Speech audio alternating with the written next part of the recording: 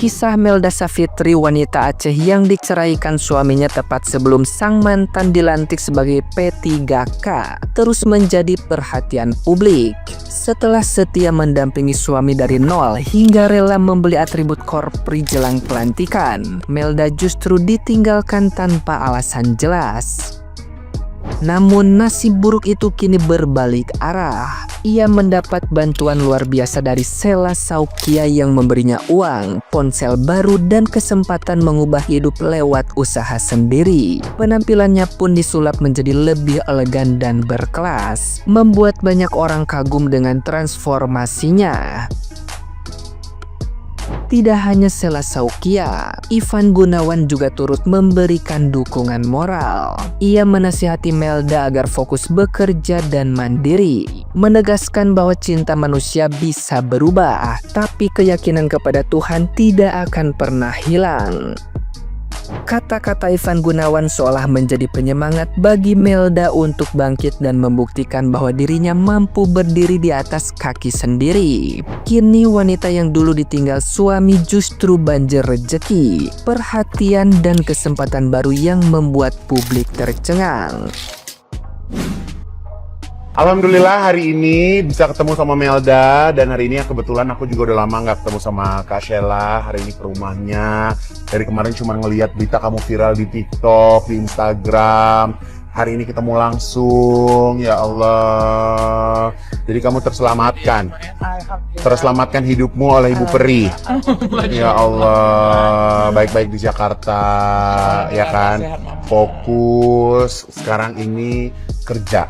Ya, di sini Kasel bukan keluarga, bukan darah daging, tapi Kasel punya punya keyakinan bahwa di saat Kasel bantu kamu, kamu juga nantinya bisa berdiri di atas kaki kamu sendiri. Karena dulu Kasel dari Aceh ke Jakarta juga merangkak sama seperti kamu.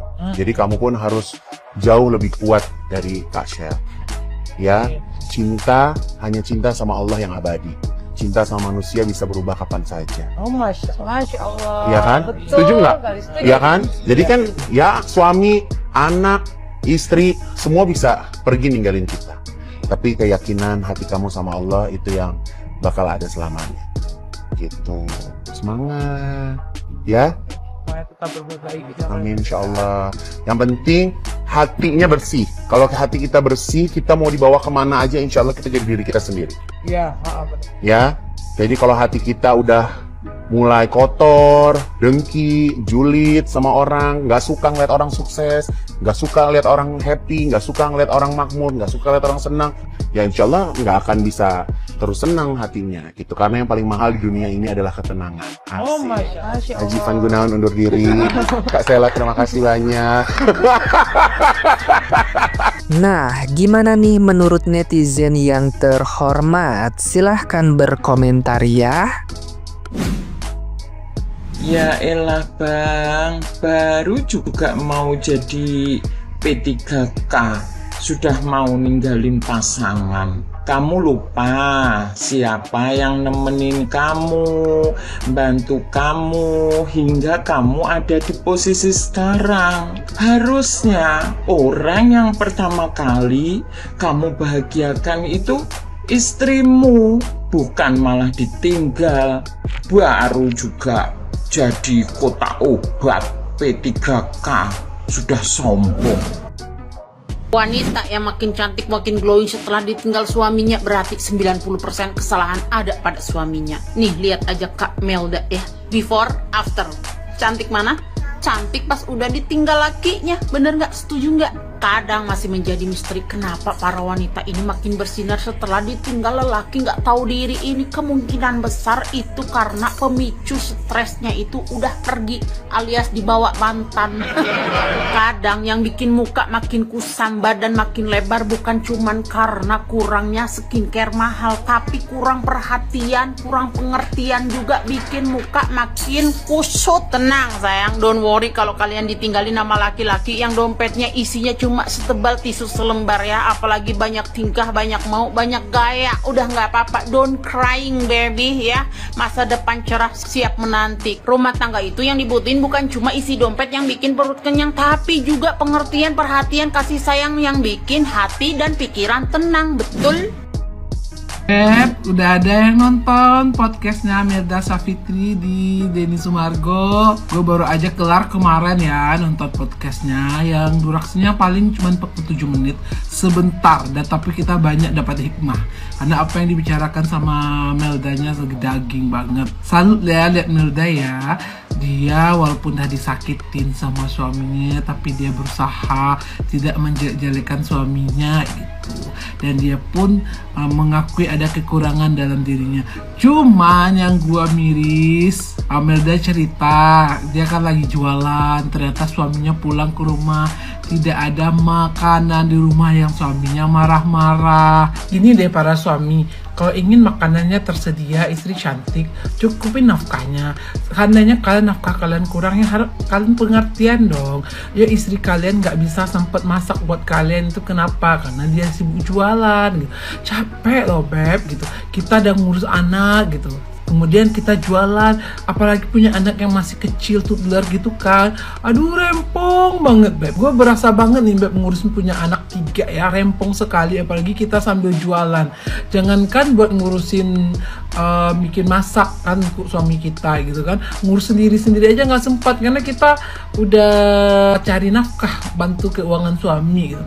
Jadi kalau para suami, seandainya kalian ya ekonomi kalian kurang gitu kan, kemudian istri kalian bantu kalian cari nafkah, kalian pulang gak ada makanan, dengan marah deh gitu kan. Kalian kan punya tangan, punya kaki, apa salahnya kita masak?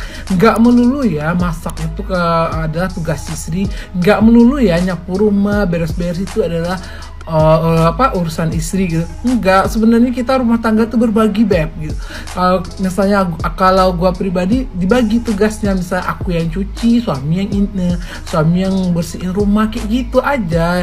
Jadi kita saling melengkapin aja gitu. Udah, jangan sampai kita di ekonomi kurang tapi kita rumah tangga kita pun gak akur, kan kasihan banget beb. Minimal gini loh, walaupun ekonomi kita kurang tapi kitanya rukun suami istri.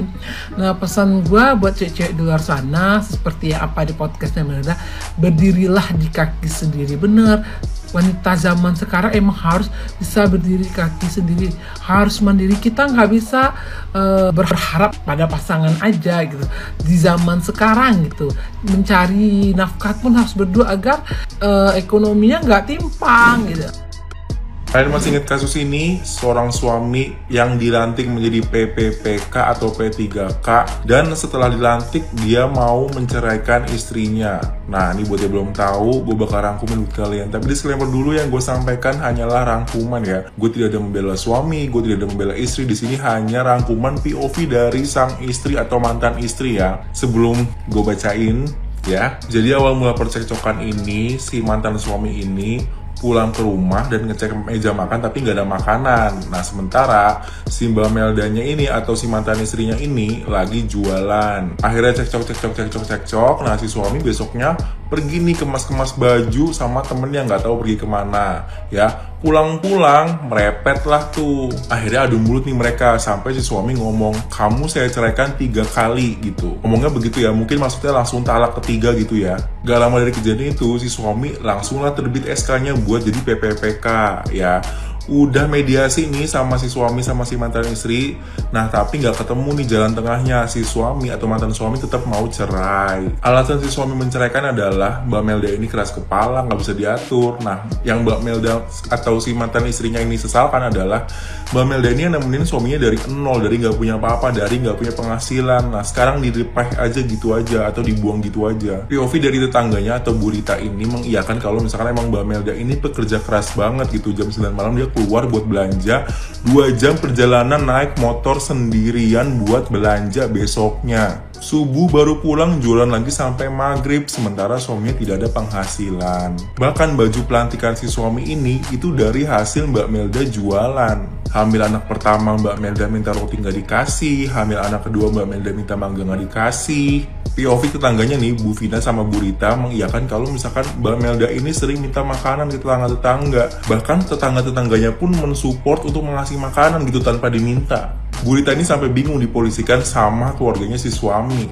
Gara-gara Bu Rita ini dibilang memviralkan video mereka gitu kan. Sementara yang Bu Rita lakukan adalah itu momen perpisahan antara tetangga dan juga Mbak Melda karena mereka saling sayang gitu. Terus ada gosip suami ini dipecat dari PPPK. Itu enggak ya, nggak bener ya. Suaminya masih PPPK dan di antara mereka ini udah nggak ada komunikasi lagi. Si Mbak Melda ini udah diblok sama si suaminya atau mantan suaminya. Sebenarnya si suami ini effort kok, ada usaha. Nah kayak mencari ikan di laut gitu, tapi tuh nggak ada penghasilan, nggak dapet ikan gitu. Sebelum ditalak pernah juga nih si suami ninggalin Mbak Melda gitu aja, nggak ngasih apa-apa, nggak ngasih duit, nggak ngasih apa-apa, udah gitu aja Mbak Melda sama anak-anaknya. Emang komunikasinya juga udah berantakan. Mbak Melda sibuk jualan, si suaminya sibuk main game. Pesan Mbak Melda kepada mantan suami, nggak apa-apa diceraikan asal jangan nelantarin anak, tetap nafkahin anak, tetap nengokin anak.